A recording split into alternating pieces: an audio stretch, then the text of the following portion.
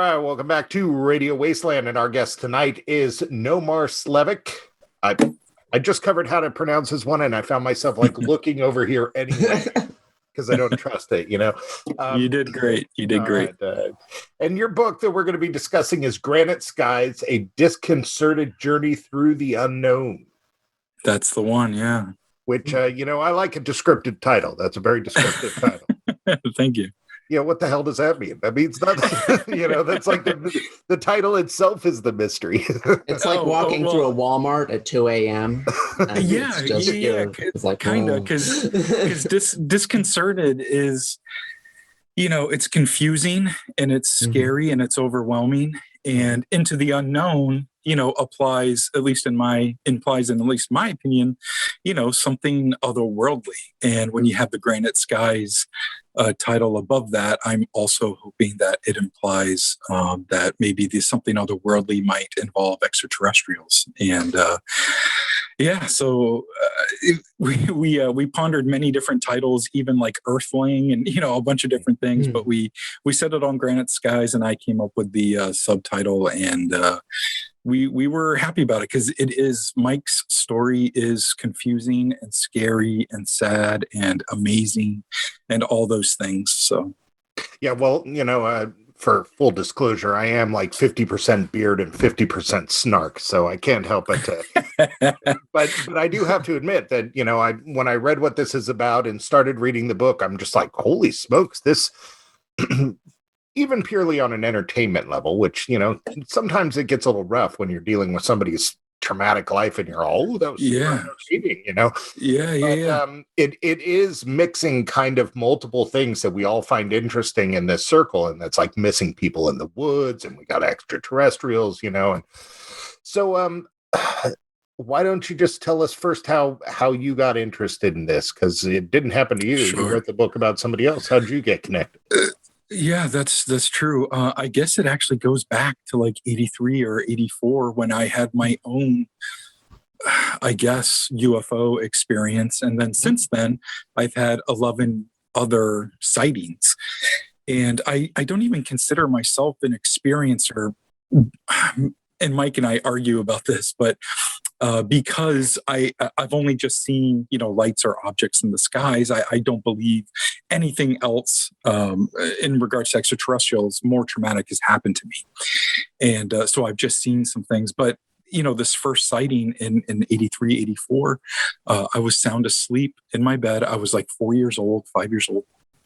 And a loud bang woke me up. And I was trying to figure out, the cause for that bang. And after a moment, I started hearing little pattering, little noises on the window. And I was like, oh, it's rain. That must be a thunder and lightning storm. So I kind of kneeled up on the bed. I'm looking out the window, and sure enough, it's raining. And I see lightning every once in a while, and I'm hearing the booms of thunder. But then after a moment, there was this really disturbing, I can only describe it as a lightning bolt that got stuck in a cloud. That's still how my mind remembers it. And again, I was only 4 or so years old when I saw it. But if I were to ask you to draw a lightning bolt, you would draw like this jagged yellow line, or kind of looks like the charging indicator on your smartphone or something. and that's what I saw stuck in a cloud. And there was electricity coming off of it, and there were booms associated with it. And then I don't really know what happened after that. I must have fallen back asleep. I wake up the next morning. I go to the bathroom. When I'm walking from the bathroom back to my bedroom, I can see out my bedroom window, and that lightning bolt is still there. So I go, and even at such a young age, I go, I know that's not normal. I got to go show my dad. So I ran downstairs, grabbed my dad, brought him upstairs, and I was trying to explain to him what I was seeing, but it was gone. And I must have been carrying on quite a bit because, he was at first doing that thing that adults do with their kids. They kind of, pat them on the head and be like, yeah. just trying to get me to calm down. But he finally had to The get down whole on my level. polite way of saying shut up and go back to bed. Yeah, exactly. I'm a parent. But I'm familiar with the well, with the technique. there you go. Yeah. And typically effective, but at this point, I must have been carrying on because I remember him getting down on my level. He puts his hands on my shoulders and he's like, listen, and this isn't verbatim, but it was something to the effect of, listen, it didn't even rain last night. And that was my big takeaway. That's like, besides seeing the lightning bolt and electricity coming off of it, it was those words, it didn't even rain last night. So that just kind of spooky. Yeah. And that's when I actually started getting scared because I was more fascinated before.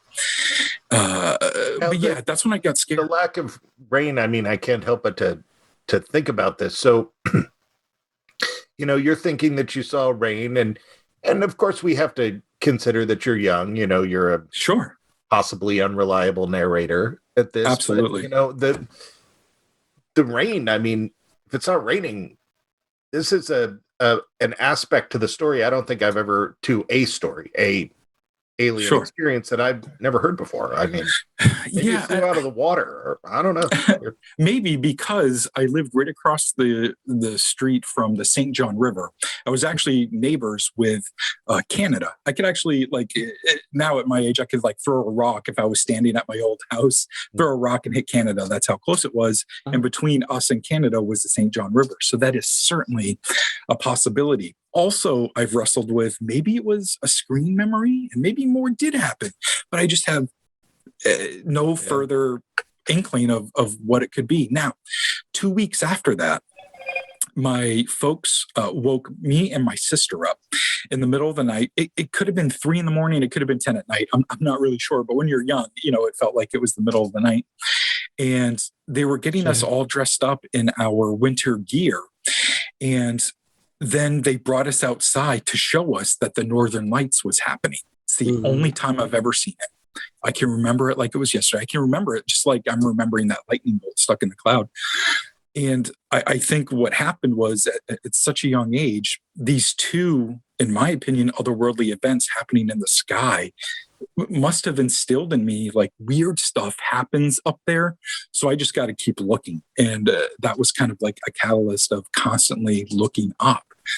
And that kept snowballing into my teens and then into my 20s. And during that time, I was trying to devour all the paranormal and UFO books that I could.